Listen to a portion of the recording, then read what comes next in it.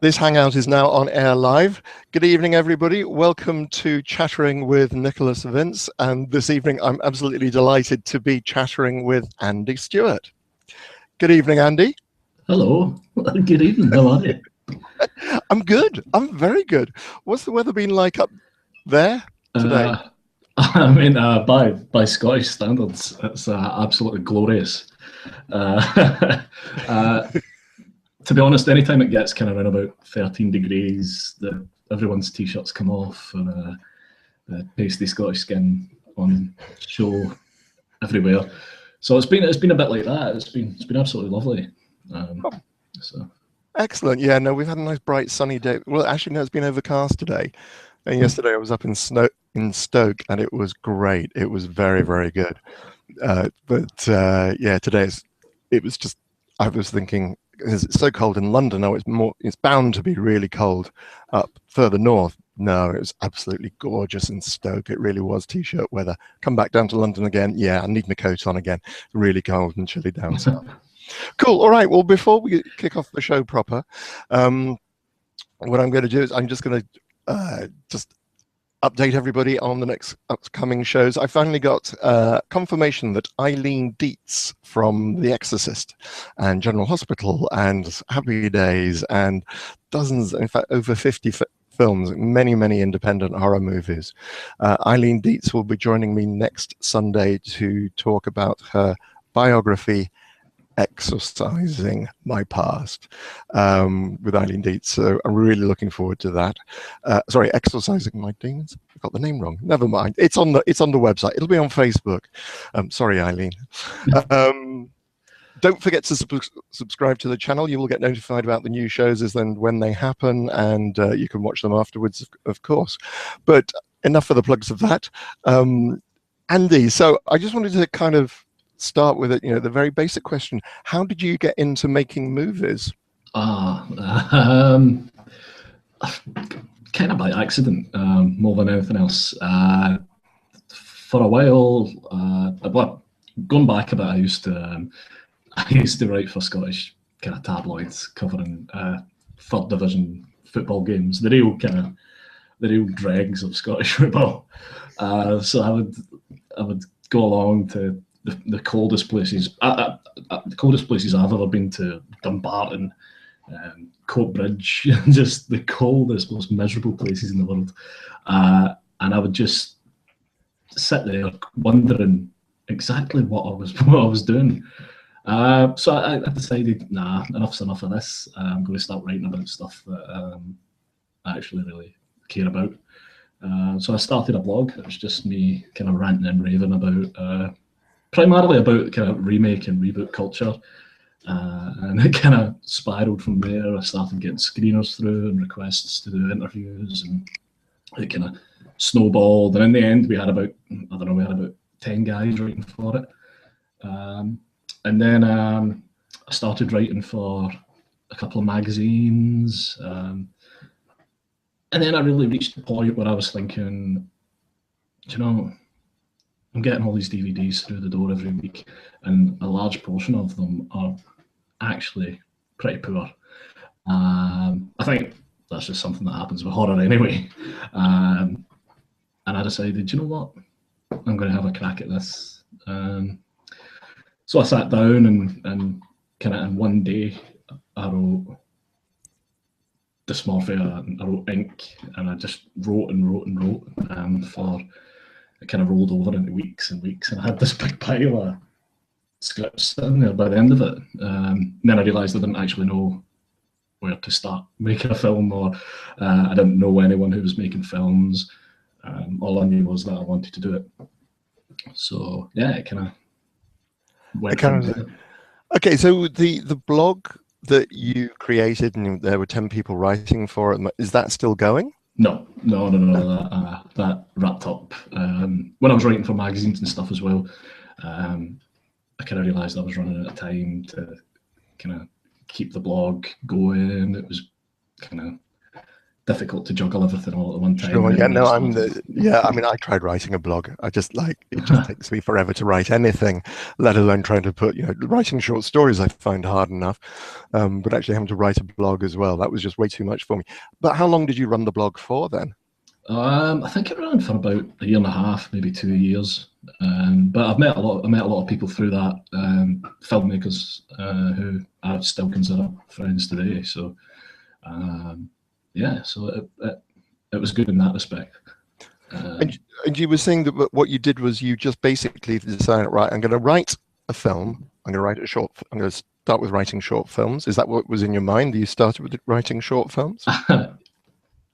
Ridiculously and arrogantly, when I wrote Dysmorphia and I wrote Ink, and I kind of wrote them all with a view to making a body horror anthology film.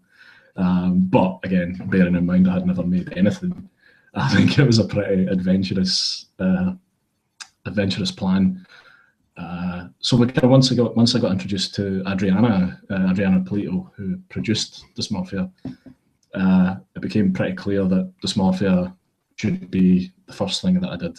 It's one guy in a room, minimal effects, and minimal crew requirements, and I knew Gordon would work for free because I've known him for 20 years. So it was like, yeah, we can do something quite cool here, I think. And then you said that you'd written just a pile of scripts. Yeah. So you just wrote short film after short film after short film. Majority of them body horror themed. Yeah. Split, things like that as well, obviously. So they all kind of came from the one massive.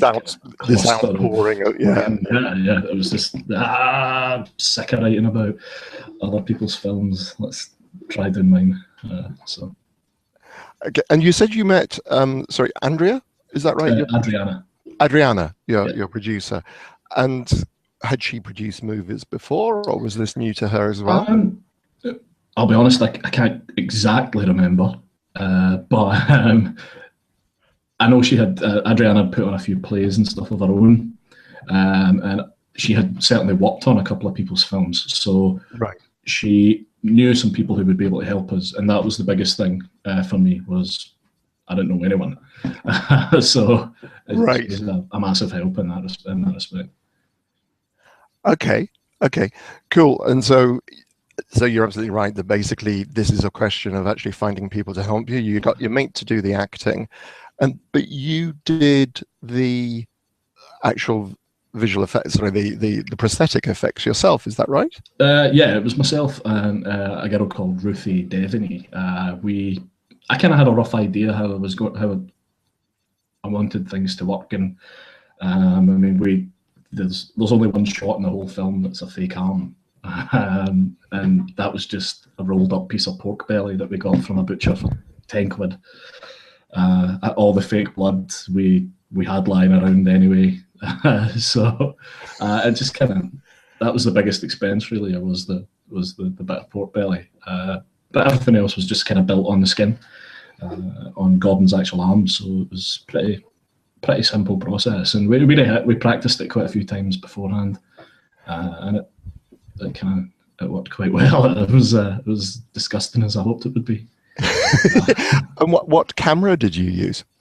I am a bit of a Luddite when it comes to the technical side of things, but as I recall, it was a Canon 5D. Could have been a 7D, but I think it was a 5D. But it was a Canon. Yeah, it was a camera. So yeah, we shot it on that over 2 days for the mighty sum of £160. That was actually over budget. So. Oh really? Yeah. What was your original budget? I think our original budget was around about the £150 mark. The majority of it went on the location, but that was I had to dip into my own pocket a few times on the set, which I hadn't planned on. So. And how did you keep your cast and crew fed?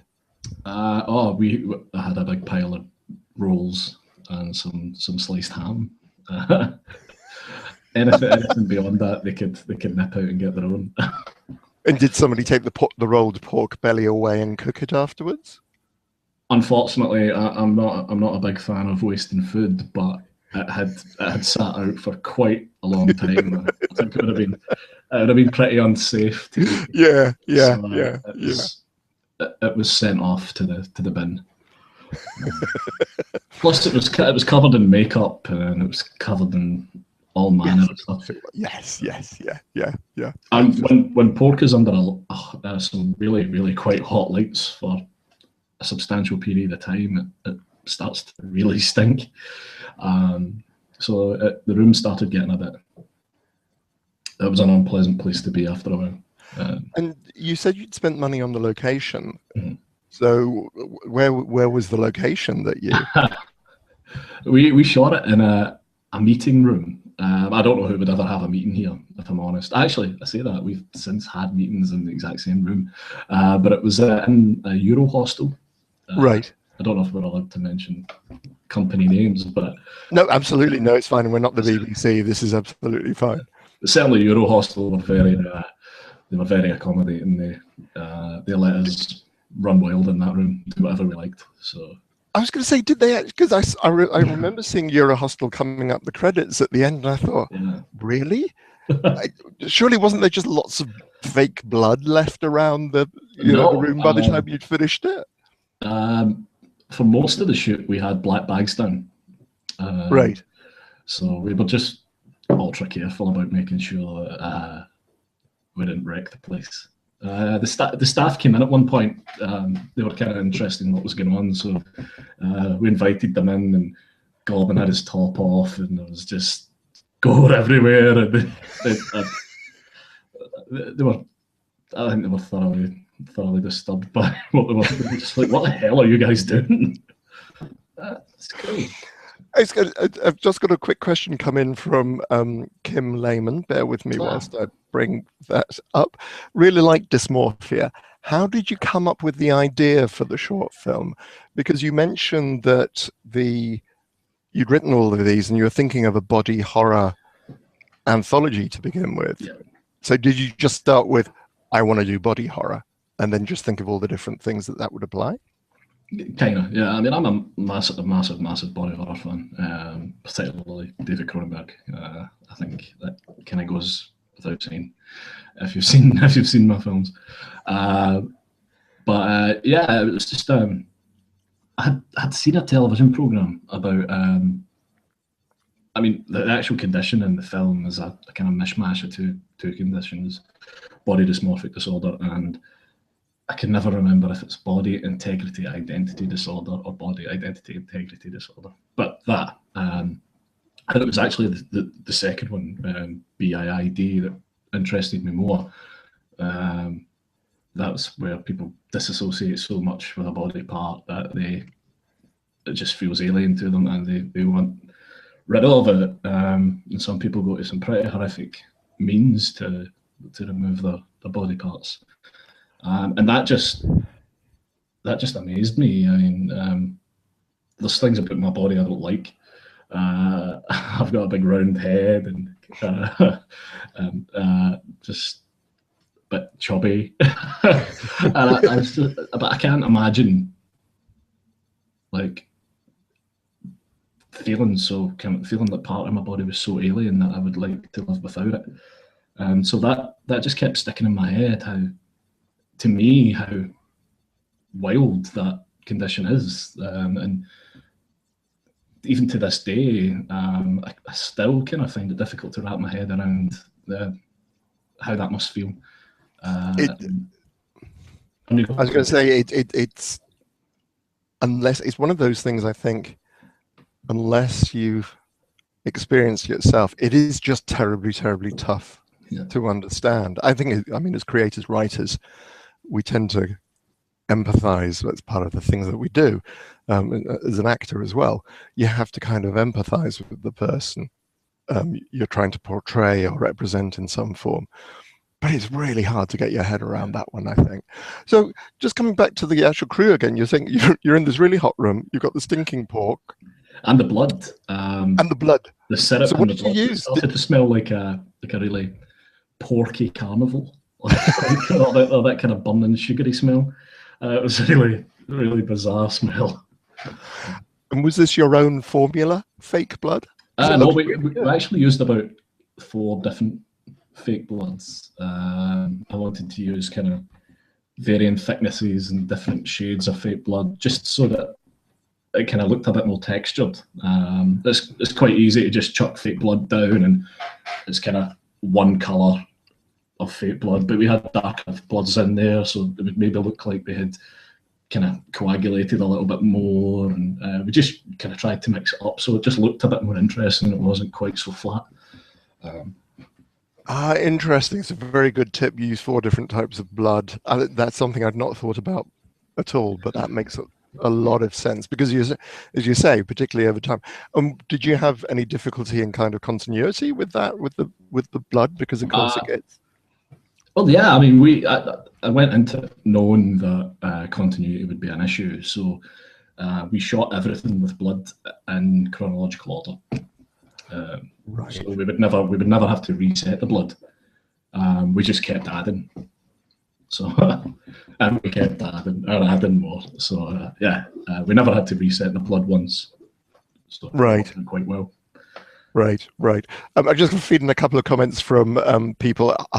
Kelly Rawn says, "Hi, hey guys." Alex Tim says, "Andy will go places," which is very nice of him. That's great. Places, not like hell. Yeah. Sorry, Alex. I'm sure you're being much nicer than Alex is lovely. And so is Kelly. Hello, Kelly.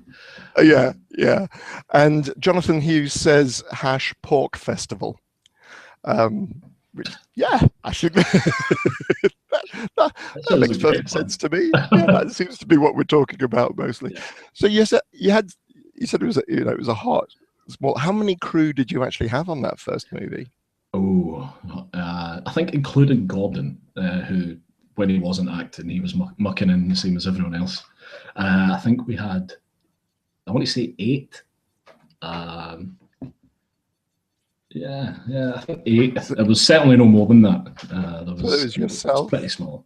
Mm-hmm. Myself, Adriana, Paul John Ross, who was a cinematographer, Chris Goldie, Ruthie, Abby, Paul Doonan, Gordon.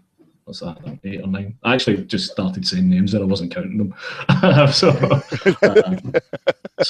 I've still no idea. I'd say it's between 6 and 8 people. Yeah, no, I think we're close to about 8 people there. It certainly sounds like an awful lot of people to get there.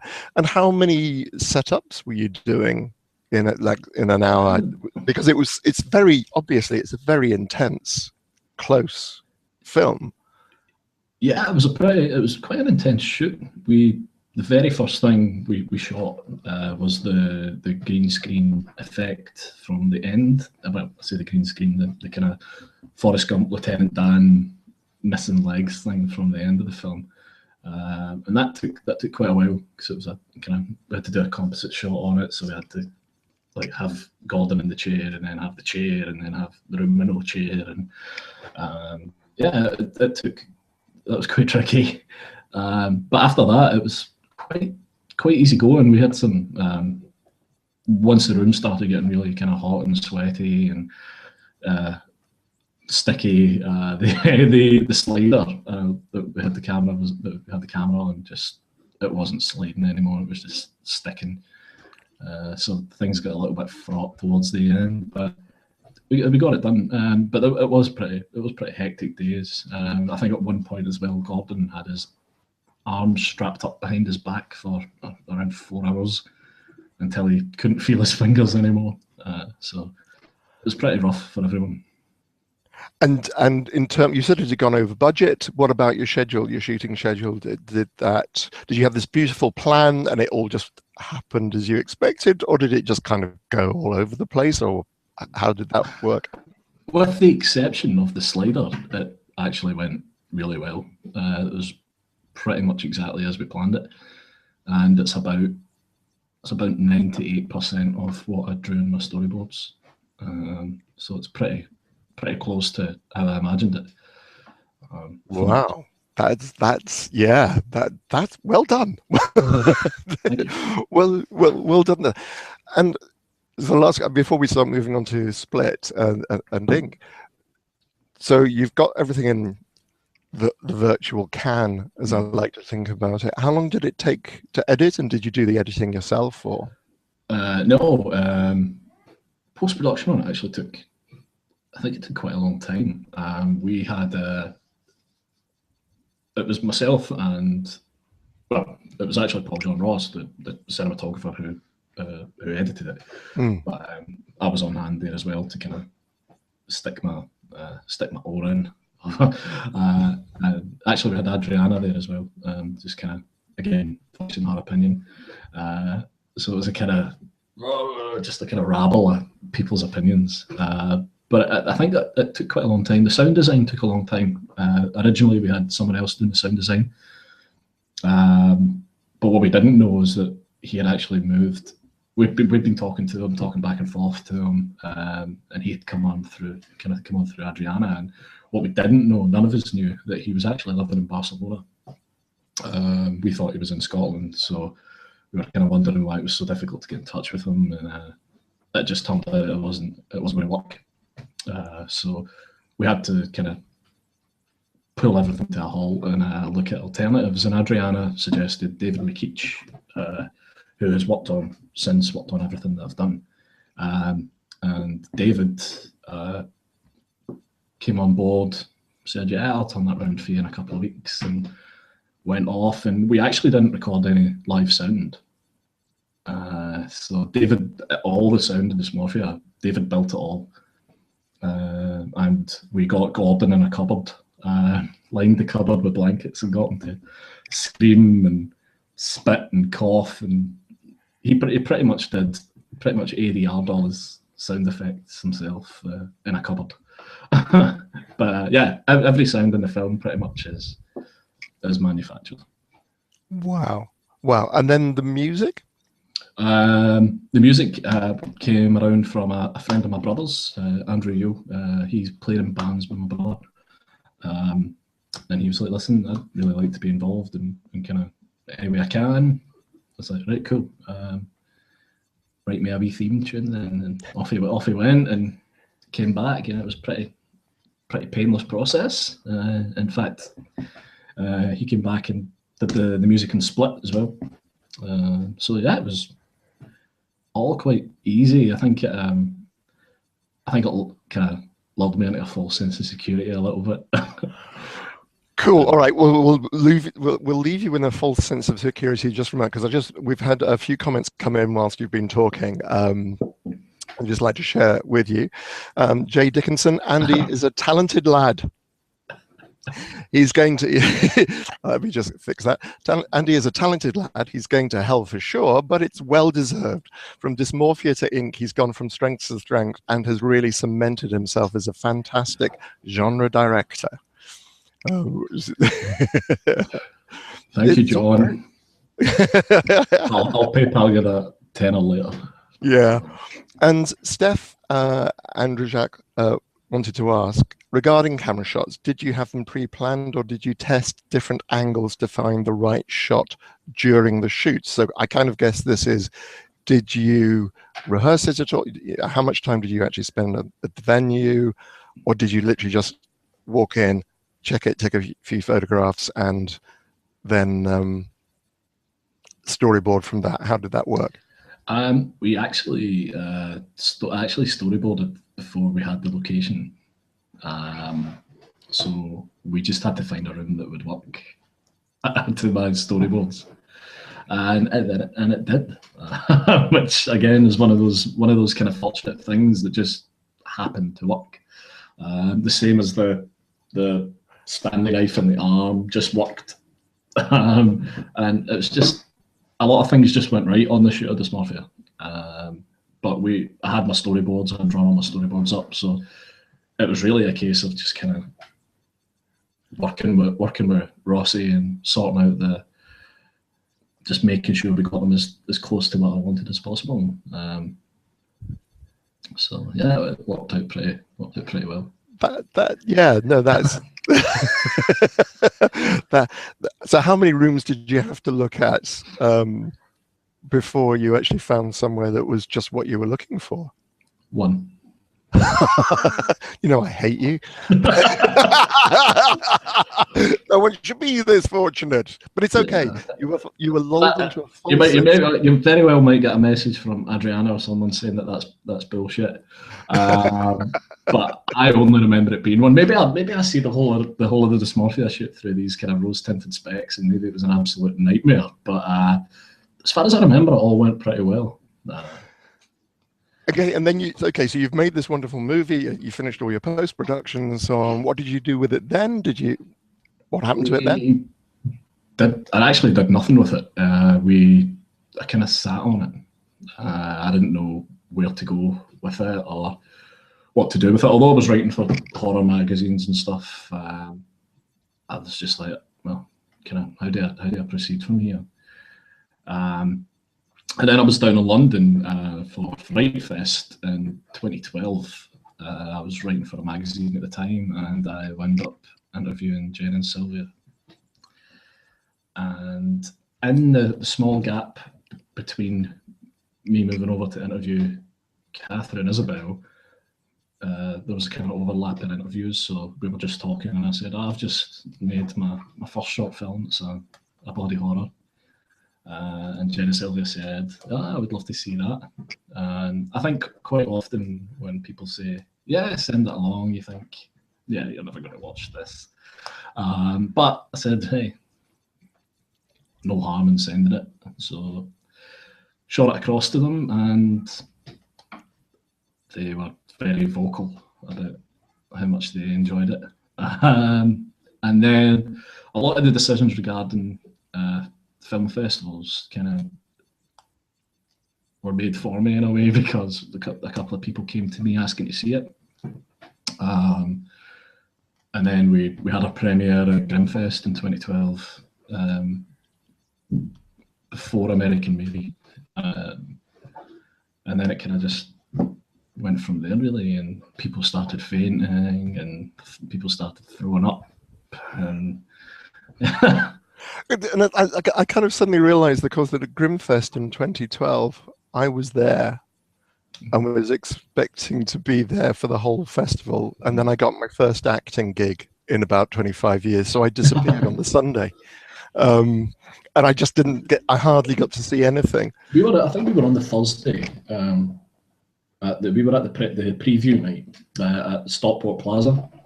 Right. And that was, it was Sinister, Dysmorphia, and then American Mary.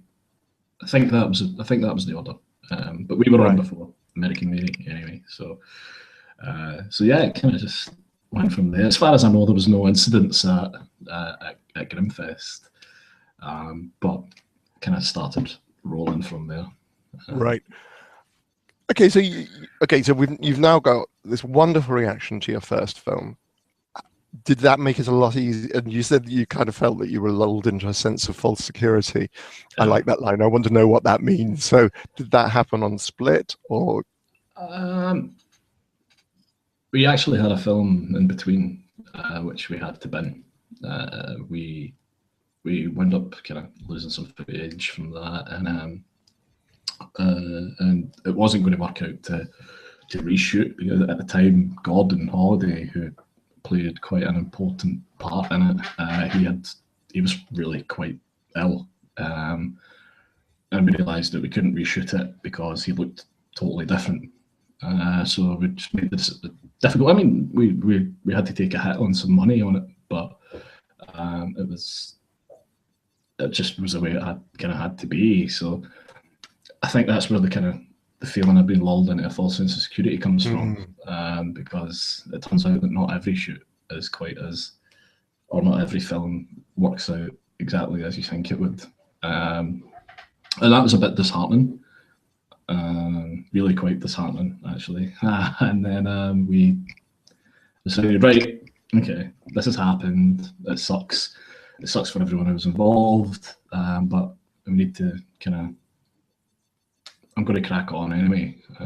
I've still got other things I want to do, so we decided let's do something even more difficult, and decided to do a melt movie. Right. So, and this was Split. Yes.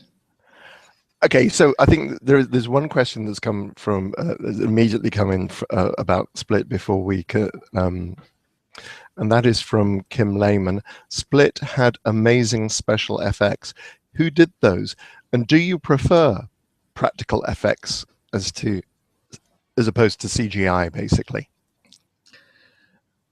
The answer to the second part of that question is absolutely. We've never had any CG blood.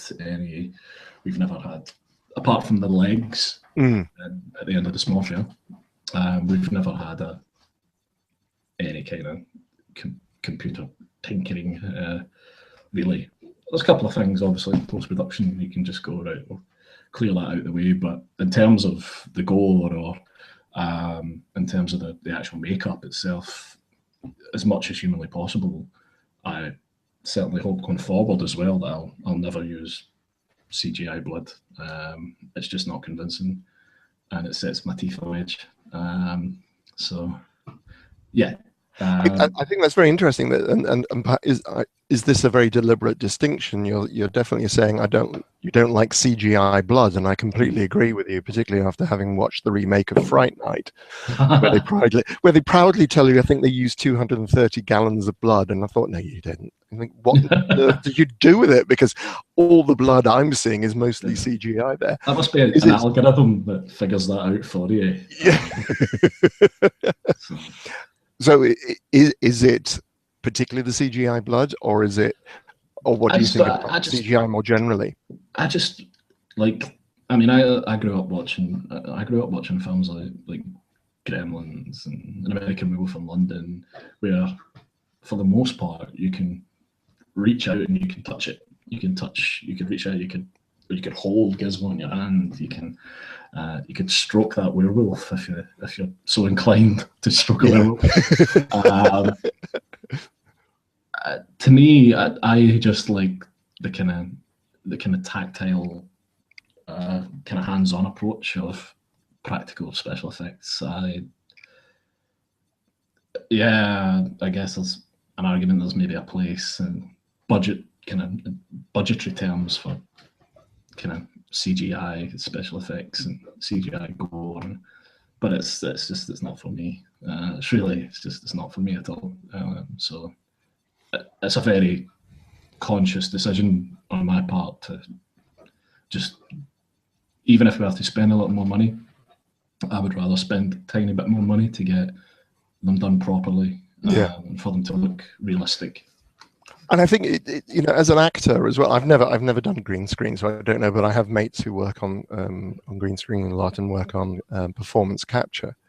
But I think the interesting, the real thing about, I'll use Chatter or Kinski, you just feel it, and also it's so much easier for other people who are acting with you, because they can see this fully formed thing in front of you, and you're going to react more rather than to a green ball on a set. I mean, I completely admire actors who convincingly use their imagination, and it's working like with puppets and so on. But yeah, so we're now moving on to Split. On to Split. And I think you mentioned that this was part of your original pile of body horror movies that you'd written. Is that right? It was written slightly after, but it was written to eventually be part of this project. But it was written slightly after, and kind of the later stage of the big cluster of scripts that kind of popped up out of it. But yeah, it was kind of an afterthought, if you like, and it became the one that I really, really wanted to do. I kind of wanted to push myself in terms of I remember when I took it to Remo Catani, who was my first assistant director. He was just like, you're not going to be able to do this. It's really quite ambitious. And I was like, well, I'm going to have a go at it. If we wind up winning this one, then I'll kind of reassess whether filmmaking is really for me, or whether I should just kind of take a step back and keep it simple again. So it kind of came from there. I just wanted to push myself after Dysmorphia, and then after the kind of disappointment of Banquet, which was the film that we had to bin after that. It was kind of me proving to myself that I could actually do something quite challenging. Right. And what was you mentioned the budget on the on Dysmorphia. What was the budget on Split? I think it came in around about the £2,500 mark. And did you crowdfund that one, or was that all your own money? But it was only a really small amount. I think it was only about £1,000 or something we crowdfunded for Split. It wasn't much at all, and that was really more to pay Grant, who did the special effects on that. He did us a real massive favour on Split in terms of how much he worked on it for. And that was just to make sure that we had definitely had enough money to pay him. Everything else was kind of begged and borrowed and stolen, really, on the set, including the set actually itself was Remo, the first AD's flat. So he was kind of sleeping on the floor and kind of had people crashing all over his house. So it was, and how long was the shoot? Oh, the shoot on Split was 5 days. It was quite a long shoot for a 17-minute film, but there was an awful lot of makeup going on. The first day we didn't do any makeup stuff. It was just stuff with the kind of flashback stuff with Austin and Sheen, and then we got that done, and then just everything beyond that point was just like 4 hours here and 8 hours here and makeup, and it was pretty tough shoot. And what sort of length of day were you working? Because it was Remo's flat, we kind of had the freedom to work as long as we liked. I think that easily we were pushing 12-hour days most days. Longer for Austin because he was in makeup for 8 hours, and then once he was in it for the rest of the day. So this is, but it covered, how much of his body did the makeup actually cover? The final stage makeup was his hands, his feet, his entire torso, his entire head, and just kind of filling in some gaps towards his man business, and just in case his trousers rode down a little bit. We kind of, I think it was really only his thighs and his upper arms that didn't really have much in the way of makeup on them. So it was pretty full on. And do you remember how long it took to take them? You said it was 8 hours to get into the full makeup? It was about 8 hours for the kind of final stage stuff. It was a hell of a long day. A really, really long day. Yeah, because so what time did they start? I think we had it was 4 makeup artists working on them. Well, Grant plus 3, and it was pretty hard work. I think they actually started quite early. I think it was about 6 o'clock or something, but I think they didn't expect it to be quite as difficult as it was in the end, and it did drag on a bit. So we kind of just wound up going around and just shooting stuff for the trailer, and we just had to keep shooting stuff just so we weren't all falling asleep. And yeah, it was horrible. It was so long. This just completely takes me back to Hellraiser, because Oliver Cotton, who was playing Skinned Frank in the film, it was 8 hours to go into that, and just starting at that kind of day. And again, you just like, what can we do? Yeah. Which when you've got because Hellraiser wasn't that big a set, and shooting other stuff around it and so on. And it just does take much longer than you expect it to do. Yeah. And the thing was, we were really limited in what we could actually shoot because Austin's in just about every shot. Yeah. So it's not like we couldn't even get like a hand double in to shoot something for him. Just go, what we'll do is we'll shoot you picking that up because his hand needs all this shit all over it. So we really had to wait and just shoot some stuff for the trailer. So we chucked some maggots around and chucked some fake blood around and shot it. And yeah, it made the best of what time we had. That is the classic line. We just chucked some maggots around. I think this is one of my favourite parts of making Hellraiser. Just the maggot wrangler. Oh, we had a maggot wrangler, and maggots they don't take direction. In the trailer, there's one maggot, and he just would not crawl the way we wanted him to crawl. They're not the most obedient of creatures. Yeah. I just remember somebody having to. I probably have told this story before. Apologies, guys, if I have. But basically, the mannequin that in the house where Kirsty and suddenly the face just falls forward, and all the maggots fall out of the mouth. I just remember this guy having to get his finger after they've done the filming, getting his finger into the mouth and having to scoop out all the maggots because they were crawling into the sponge of the head and so on. We actually shot this skeleton here behind me. I had covered them and kind of fleshed them out and covered them in latex and painted them. And it looked pretty disgusting. And we actually shot a kind of a post-credits scene of the skeleton in a bath full of gunk, covered in slime and covered in maggots. And when we wrapped, we said to Remo, right, we're just going to leave some stuff here at your house for a couple of days and we'll come back and get it. And one of the things we had left was the skull in a bag that was covered in blood and gunk and filth. And when we went back to pick it up, we were in the car, and Harley, who's the transportation captain, was like, there's a lot of flies in this car. Sure enough, we got back to my house and opened the bag and all these flies came out. It was just fucking awful. It was horrible. And there was just maggots everywhere. Although we had tried our best to get all the maggots off, they're sneaky. They're really they do. They just burrow. They just burrow themselves away into the most inconvenient ways possible.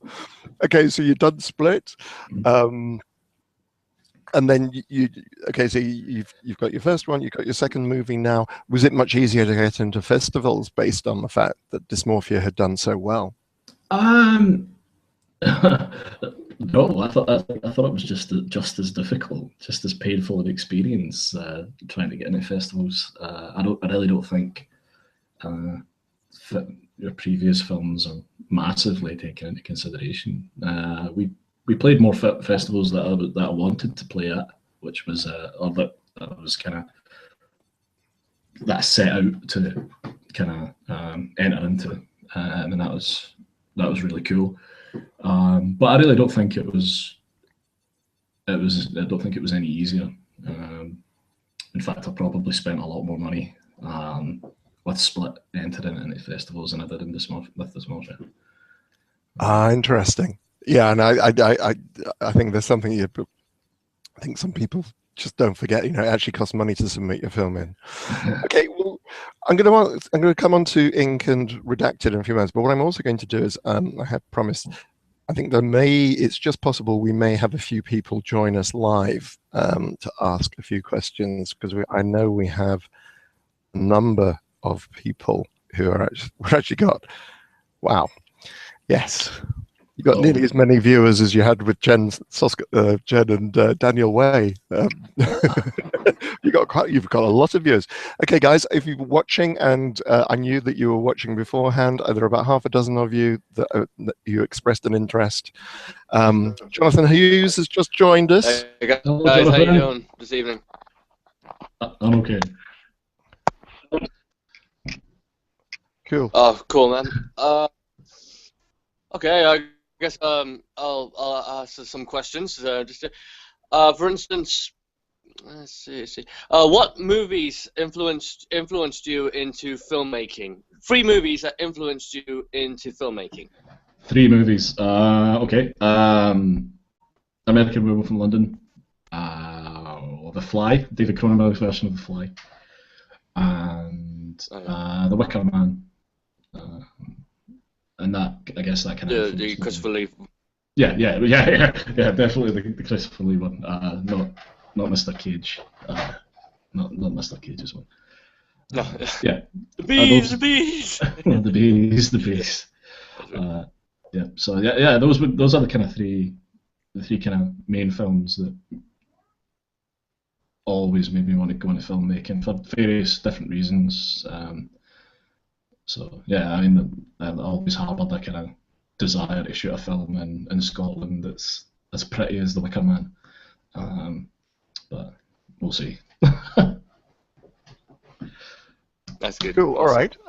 Kelly Rawn has also joined us, and I'm just trying to get Sandra Struzik online as well. Kelly, are you there? You're muted at the moment, Kelly. Do you want to unmute yourself? I think there's silence as far as Kelly is concerned. Oh no. Oh no. I had that problem last week, and you have to unmute yourself by pressing a certain button or whatever. But it was alright for me today. But last week when I was with you guys, I had to unmute and then unvideo myself. Right. Somehow. Right. Okay. So Kelly, if you're watching, you may need to unmute and then unvideo yourself to actually appear, but we'll leave you there for the moment. I'm trying to get Sandra Struzik said that she'd like to come and join us. I can't tell whether she's actually one of the viewers who's actually watching at the moment. But I've sent you 2 invitations, Sandra. So hopefully you will be able to. Yes, me too. Yeah. Sandra's awesome. Cool. It's like Dave. Aha, Kelly. Hello. I heard that. Kelly. I heard something there. Something about Dave. Kelly. Talking about Dave. Kelly. Right.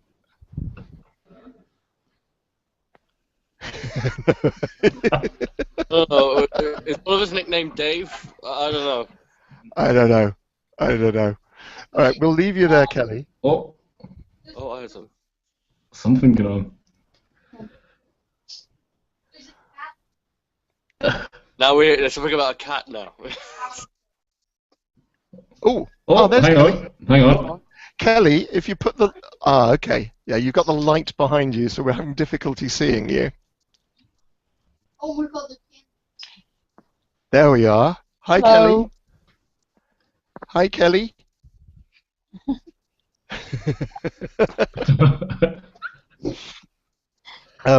Joys of technology. Sorry, Yeah, guys. No, can't get it. Kelly. That's right. Kelly, we can hear you. We can hear your pretty voice. Did you have a question? Okay, whilst we're trying, there's a couple of other things I'm just going to flash up whilst Kelly tries to sort herself out. Our lovely Katie Bonham. Andy is awesome, a great director and a lovely guy, one of the best short directors out there at the moment. Katie's pretty good herself, to be honest. Yeah, I tend to agree, yeah. No, absolutely. But there is a question here, whilst we're sharing the love, there is a question here from Paul Yan.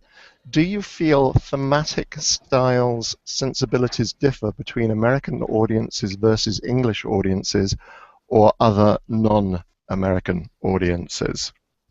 The short answer to that is yes, I do.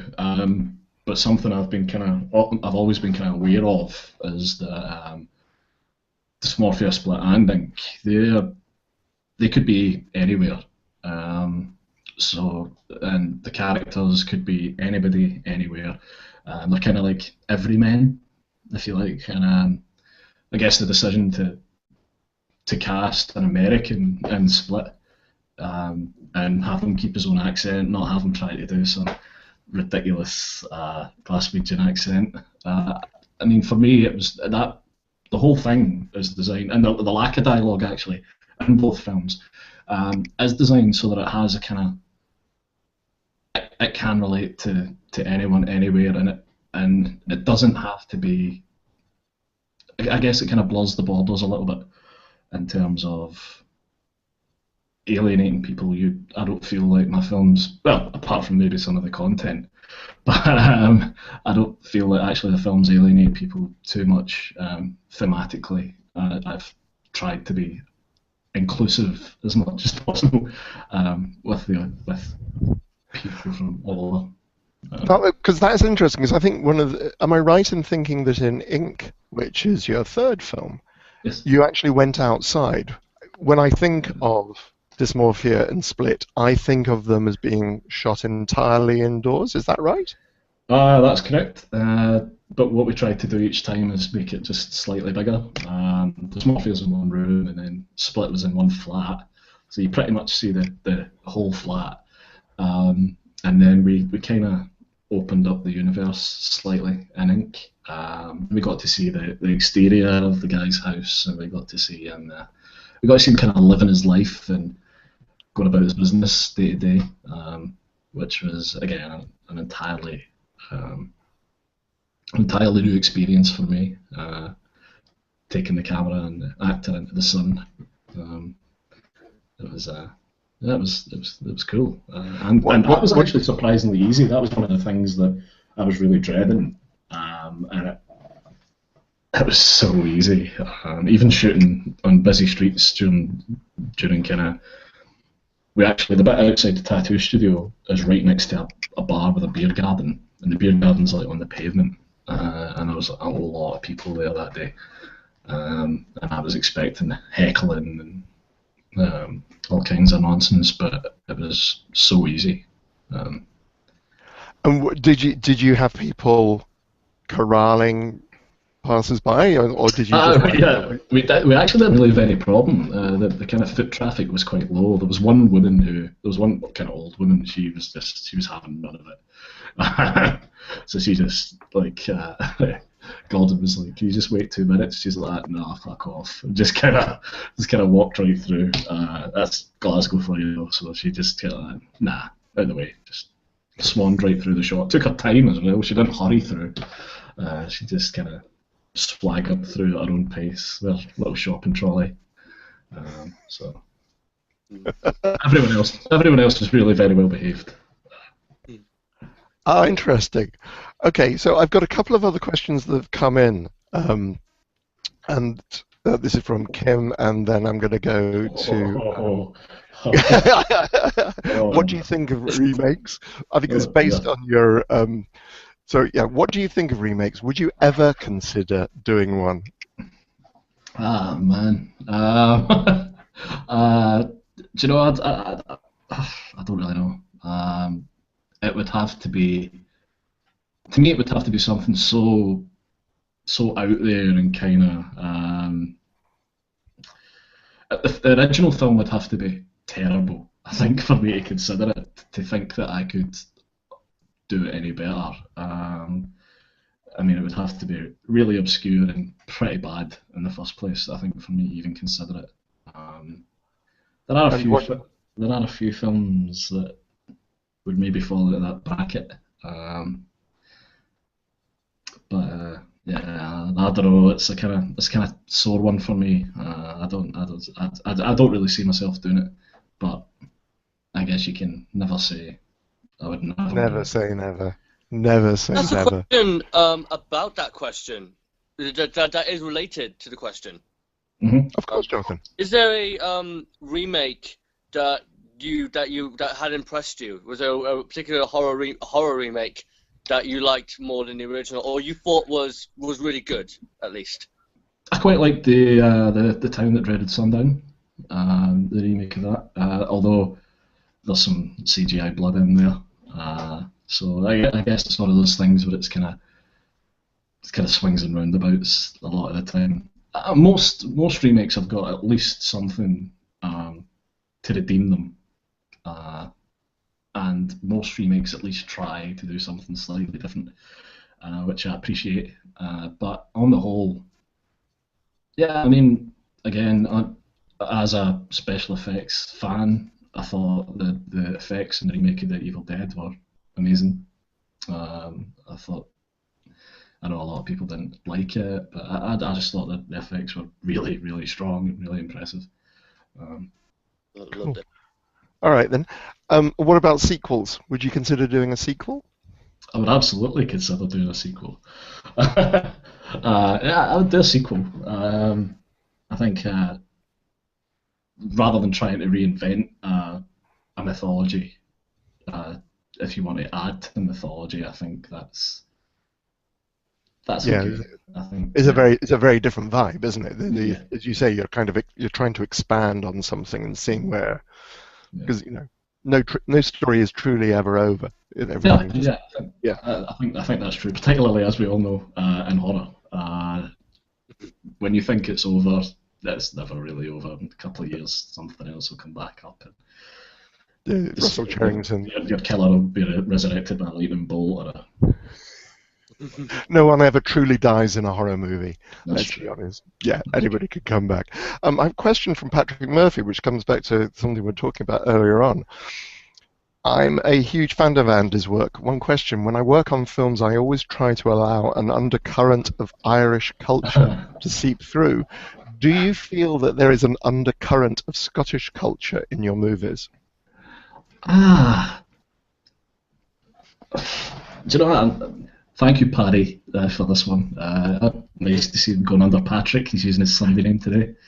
But yeah, not massively. To me, I think if I bring anything Scottish to it, it's the kind of Scottish love for black humour. I've tried to keep black humour kind of running. Even in ink, it's a little harder to find, but it is there. Obviously, Dysmorphia ends on a massive punchline, and there are little bits and bobs dropped in through Split. But yeah, that's something that's kind of really the only Scottish thing I bring to it. And I guess get into Redacted as well. It's even less Scottish. With a guy from Wigan and a lady from Canada. So yeah, again, that comes back to me just trying to make things as inclusive and kind of out of time and kind of it could be anywhere. Yeah, I don't want people to feel like they're being forced Scotland. But I think naturally the moment you step outside a flat and start showing exteriors, it's going to be part of it anyway. Yeah.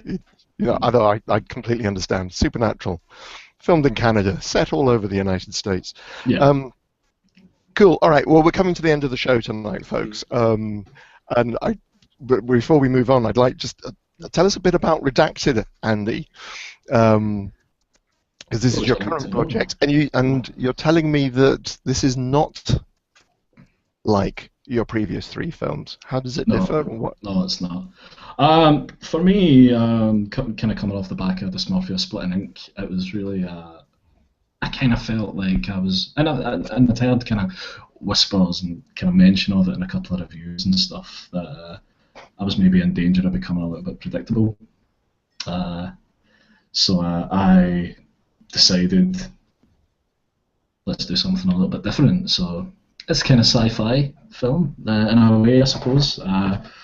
It's got little bits of, I guess you could say it's got little bits of kind of, well, it's really heavily inspired by Species. And yeah, there's a lot of Species in it, and there's a little bit of Jodie Foster's Nell, and just a tiny smattering of First Blood. This sounds like one of the most fascinating things. And when are you scheduled to film? We are shooting June the 12th, June the 14th. So we'll have Tristan and Lawrence with us from through that. Tristan will be here a couple of days either side of that as well. So that'll be fun to have her back over. So. Yeah, and just for those of you who haven't picked up, Tristan, this is the movie stars Lawrence Harvey from Human Centipede and Tristan Risk. That's a great cast. How did you get those guys? Tristan was actually that was really easy. That's actually been in the pipeline for quite a while that we were going to work on something. Tristan was a judge at the Rio Grande Film Festival, the first person fainted watching Dysmorphia. And Tristan had got in touch pretty much right away in our usual excitable fashion, shouting and swearing about how awesome it was that someone had fainted. And she basically said, if you ever get anything coming up, I'd love to work on it. And I kind of tossed a few things around, and then it just seemed like a kind of, for someone with her performance and kind of dance background as well, she has no dialogue in this film whatsoever. It's all physicality. So she absolutely leapt at it. She's like, could barely contain her excitement, which was really nice. And then I had met Lawrence at Celluloid Screens in Sheffield in October past. We had Split and Ink playing there, and I thought, yeah, he might be quite cool for this. And I ran it by Tristan and said, how's Lawrence to work with? Obviously they've worked together like 100 times or something. They're like in everything together.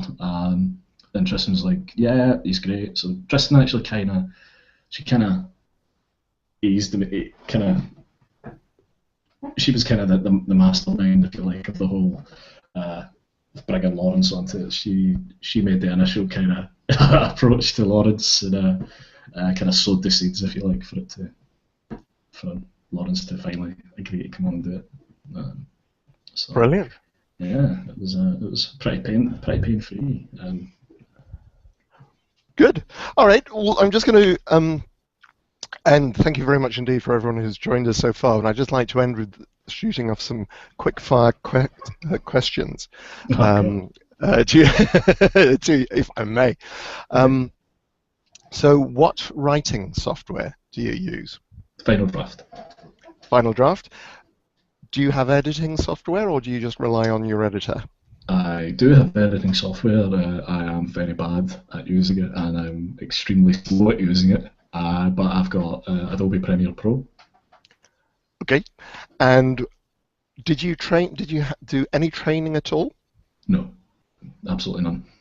So, which leads me I on guess to... unless you count watching a million films, like just constantly watching films, there's probably an element of that which could be considered training.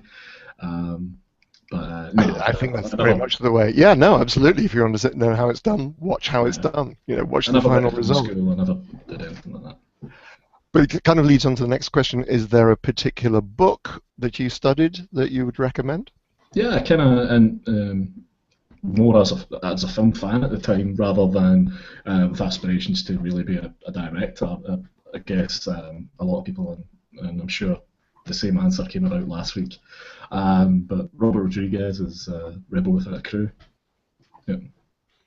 Yeah. Yeah. When I asked the Soska sisters that question, that was exactly the book that. And Kaufman's Make Your Own Damn Movie. Yeah. Is the other one. I think you mentioned your favourite filmmakers, Cronenberg. David Cronenberg. Yep. David Cronenberg. Guys like Shinya Sakamoto, who did Tetsuo the Iron Man. And then I'm a big fan of slasher movies, so really anyone who's made a slasher movie, they're okay in my book. Okay, and then the very final question. Have you ever said you're a filmmaker in order to get laid? No, I haven't been doing it long enough, and I've got my fiance here, so I mean, I actually met Jackie like a month after I shot Dysmorphia, so at that time I didn't consider myself a filmmaker. I was just a guy who'd made a wee film. So I don't even think it was out. In fact, it might have been out of post-production by then. But I certainly, on our first date, I showed her the more choice bits of Dysmorphia. So she hung about, which is pretty neat. Excellent. Well, good. That sounds like I'm really pleased for you guys. Thank you. Cool. All right. I'm going to wrap this up, folks. Andy, I just wanted to thank you. This has been so much fun and really, really educational, and I know by all the comments that you have a great, and by watching the number of viewers during the show, you have a huge number of fans who deeply appreciate your work, who are looking forward to seeing Redacted. I wasn't able to get everybody's comments up, folks, but they are there. If Andy wants to go and have a look at Google and YouTube, you'll see all the activities, Andy, if you want to check out what people have been saying. Facebook me and I'll answer you personally. Yeah, absolutely, guys. So you heard that invitation. If you find Andy on Facebook, please message and contact him, comment. We'll be sharing. I'll be sharing this link in the next 10 minutes or so after the show's finished. Andy, thank you very much indeed. Thank you, Jonathan, who's sitting there very quietly. Apologies to Kelly. We weren't able to get you on. Anybody else who we tried to get on, Sandra, particularly, sorry, it didn't work out for you. You've been watching Chattering with Nicholas Vince, and I've been chattering with Andy Stewart about making movies. Thank you very much indeed for watching, guys, and good night. Good night, Andy. Say good night. Good night. Thank you very much. Good night, everybody. Take care.